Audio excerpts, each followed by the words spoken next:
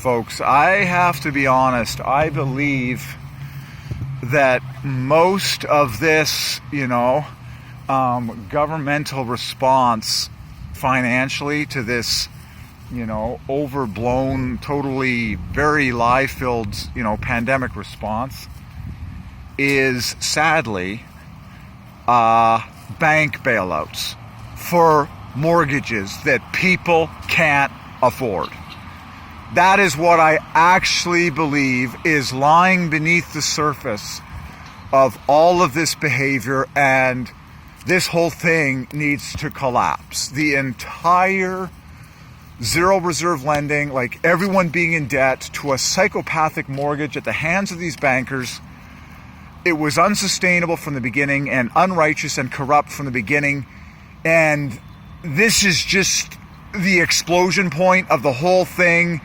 And the government sending insane amounts of paychecks to Canadians across the country, most of which paychecks go to pay some mortgage, which is to say they go straight into the pockets of banks in the so-called guise of a fake pandemic.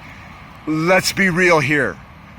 This whole corrupt banking cartel has to repent, and the whole system needs reformation.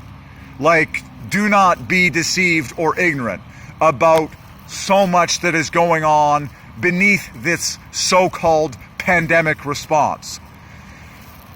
It is very financially related, extremely, and the entire corrupt banking system that has enslaved all of Canada and every mortgaged person in this country has got to repent, and it has got to be rebuilt in all righteousness.